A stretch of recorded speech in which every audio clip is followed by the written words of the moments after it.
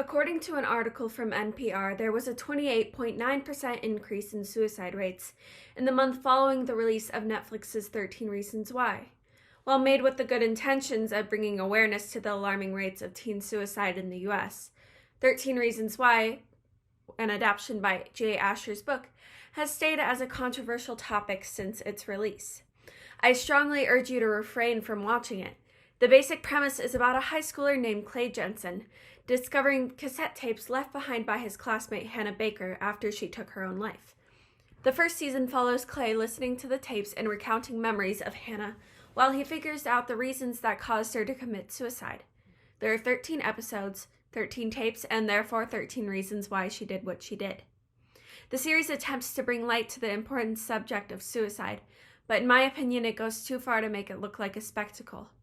It is disturbing in the way it shows other issues as well, like rape. It is far too graphic and it's used for shock value. 13 Reasons Why glorifies suicide as a solution, rather than using its platform to advocate for prevention.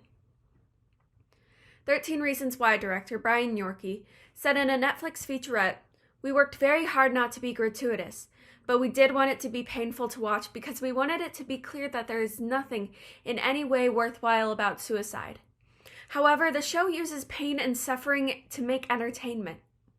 The American Foundation for Suicide Prevention directly says in an article called Recommendations for Reporting on Suicide that you should not show photos or videos or any methods of death.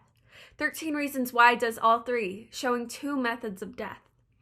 They use rape for shock value.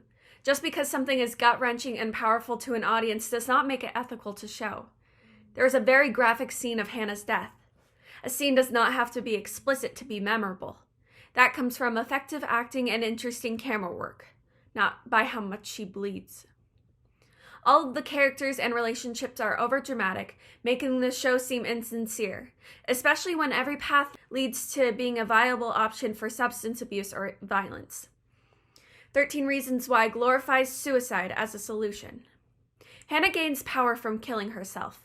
In every flashback, Hannah is shown to be powerless until she regains her strength after dying. The power she gains, she uses to ruin people. The show directly says that these characters are the reasons that she killed herself, and they should be punished with guilt. It's cruel. It is targeted to people at their most vulnerable state. It is made for teenagers all the way from middle school through high school, a time when feelings about themselves and the world are still developing. Every character, even the protagonists, are shown to be severely flawed in their thinking and actions, making it impossible to root for anyone. There is not enough advocacy for prevention. Trust is devalued between characters, and this reflects poorly to a susceptible audience. Many characters turn on their loved ones, making it so people watching it feel as though they shouldn't trust friends or family.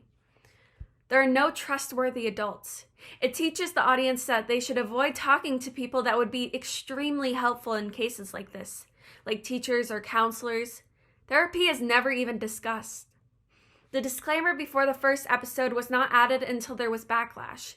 The disclaimer was added 2 months after the initial release, after the show had gained extreme popularity across all media platforms.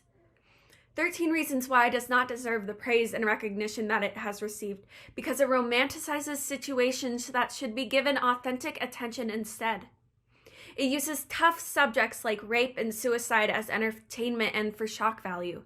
I agree that the subject matter is important, but it should not be romanticized as it is in this case.